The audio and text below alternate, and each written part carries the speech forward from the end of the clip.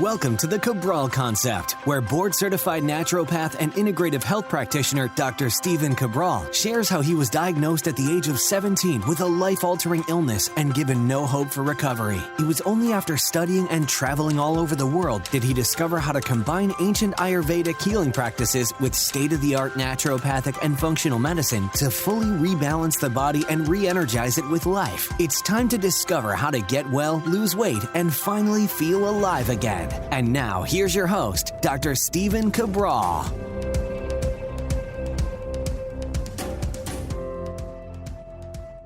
Welcome back, everyone. We're here today with another Motivation and Mindset Monday, one of my favorite shows of the week. I oftentimes feel that I'm writing these shows and I'm recording these shows more for myself than anybody else, but I am happy to see that when I look at who is listening to what shows the most, the Mindset and Motivation Monday, believe it or not, 3 out of 4 weeks a month is actually the most popular. So out of all 7 shows each and every week, at least 3 out of 4 weeks, it is the Mindset and Motivation Monday, which is kind of funny because in the very beginning of the Cabral Concept, when I was coming up with the different days of the week, the mindset motivation for Monday, the wellness-based topic for a Tuesday, body transformation, because it's so important. Obviously, a lot of people care about it, but just for your overall health, longevity, wellness, I've tried to talk about this. It's just vitally, vitally important, and one of the best ways to stave off all of the top causes of mortality, so you can live a long, healthy, happy life. And then on Thursdays, it was always exercise, and now it's morphed into toxicity, and it's morphed into longevity. Friday was always our fun, eclectic show, which is going over product reviews, a lot of things that I love, research, of course. And the weekends is dedicated to answering your questions. So that's kind of how I formed it in the beginning, and it's always stayed that way for about the last 5-6 years. But I never in a million years believed that the Mindset Motivation Monday would be the top show. I knew that it's something I love to talk about, so I wanted to share it with others. But even a lot of my colleagues said, why just use that show for another health topic a week or answering someone's question? But the truth was that what I found in my practice now over 20 years is that you can share with someone exactly what to do. Like you can literally give them a plan. This is what's going to help you get well or lose the weight or live longer. But it doesn't mean that they're always going to follow it, which is really interesting when you look at that. You can give them the exact plan, but for whatever reason, they may or may not believe it or believe in you or believe in themselves or believe in the plan, or just they can't follow through with it for one reason or another. And that's a big reason why we created IHP Mastery, which is the Integrative Health Practitioner Institute. The highest level that you can achieve is IHP Mastery, which is not just knowing the de-stress protocol that I talk about in the rain barrel effect. And it's not just knowing how to read labs and make recommendations for protocols. It's actually saying, okay, now that you know all that, and it should absolutely help your clients get well, what happens when a client is not in compliance with their protocol for one reason or another? What do you do? This client needs your help. They need you to help them get to the finish line. They came to you for this reason. They haven't been successful in the past. How are you going to be the one that helps them, right? So that's really what it's about. And Mindset and Motivation Monday is one way to help people get to that goal. And so that's just what I wanted to share with you right now. Today's topic came about in 2 ways. So it's always from my real life. And the first one was I read a quote. So I don't know who this Australian author is, but the initials are FM and then it's Alexander. I'm sure many of you will, especially maybe if you're from Australia. We have many of our global health communities in Australia. And the quote was this: people do not decide their future. They decide their habits, and their habits decide their future. I mean, that's a pretty amazing quote.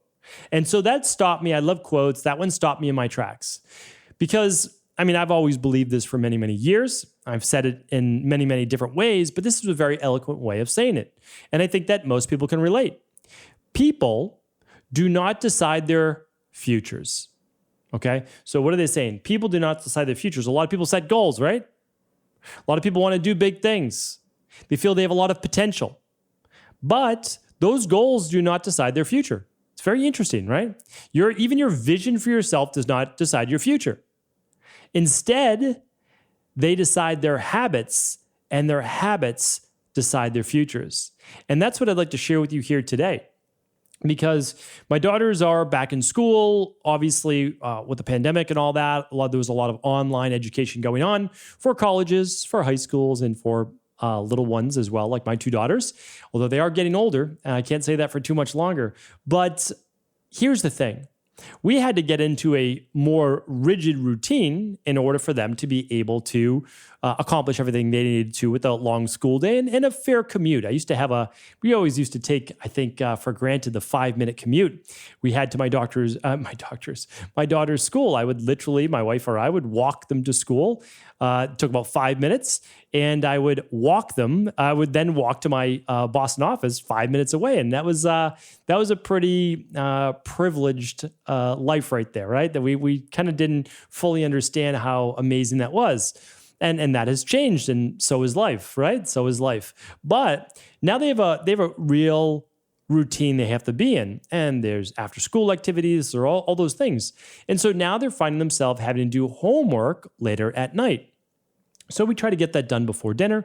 Sometimes on a after-school activity where it goes right up until dinner time, well, we need to get a little bit done after dinner. So I'm working with my oldest daughter, and this was actually just a couple nights ago, and I enjoy math, and so I was just helping her with her math, and she was complaining up and down, left and right about how she wasn't going to be able to do it, couldn't do it. And I said, this can't be coming out of my daughter's mouth.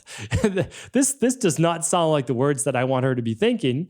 So once I just calmed her down for a moment, I said, listen, every time that you've said this before, you've been able to figure it out and do it, right? And she didn't want to admit it, this, that. And I said, I just want to help you with the first one. And I want to show you just a little trick, because there's a trick to everything, right? It's the formula, the blueprint that I always talk about. There's always a formula. There's always a blueprint. And the only reason things are hard is, one is they just take time, right? But the other reason is you just don't know exactly yet how to do it. And so just chatting with her, letting her go through a little bit of her complaining and all of that, I said, okay, in all of the time that we are spending complaining, you could literally be done with your homework. And so you could see like she was getting it, but not wanting to get it. I said, let's just do the first one. So I show her the first one, and she's like, oh, I can do that. And so I say, okay, well, there's 7 more. There's 8 total problems for you. Show me how to do the next one. Take your time. Show me how to do the next one. So she goes through 3 or 4, no problem. She's like, I'm getting tired. I don't want to do anymore. My hand's cramping, all these different excuses, right? We all have these excuses, not just for kids. We could come up with our own. I'll share with one of mine in just a moment. But I said, listen, again, you only have to write when it's time to write. Don't hold your pencil so tightly. And all this time we just spent 5 minutes complaining. You could have been done with the next few problems. So let's just do it. So we went through that back and forth. And at the end, I gave her a high five. I said, congrats, you did a great job. You figured it out. Do you see how it wasn't necessarily as difficult as you thought it may be? I want you to remember that the next time you have to do homework and you don't feel like you're able to figure out the problems or whatever it might be, ask for one example, and I really believe that you're going to be able to take it on your own. I said, but a bigger takeaway is this. With all the time that you don't want to do things in life, because it will come again, with all the time you spend complaining about it, if you simply got started, you'd be done with whatever you didn't want to do by the time you're all done complaining, right? So I've had to take this same advice myself many times. A lot of you have heard me talk about doing running, right? So basically running. I love going to the gym. I really do. I honestly do. I would like to go to the gym and lift weights 5 days a week. I shared with you just about a month or 6 weeks ago why that's not the best thing for my body. It really, again, I have this very strange nervous system, and it can get worn out fairly easily. Again, I keep my body healthy. I have tons of energy. I'm strong. I sleep well. All of those things, right? So I don't want to make it seem like I'm, falling apart over here. But a lot of my body and straining, because I like to push myself, lifting weights and all that, better done 3 days a week. So for me, Monday, Wednesday, Friday. Okay, but I want to stay in a rhythm. I work so much better if I do something every day rather than I only have to do it like Monday, Wednesday, Friday. I really do. doing a lot of things in my life, especially at the beginning of this year, just every single day, just every day doing it, because it's easier for me to stay in a routine because the alarm is the same time. My body gets kind of in that rhythm. So, okay. So I know though that I should be doing cardio anyways, not weight training in the gym. I should be doing cardio. Why? It's one of two factors that improves heart rate variability more than I've seen in anything in my practice with everyone. I've been talking about this quite a bit on Instagram. I gave you basically two factors. One of those factors is cardio.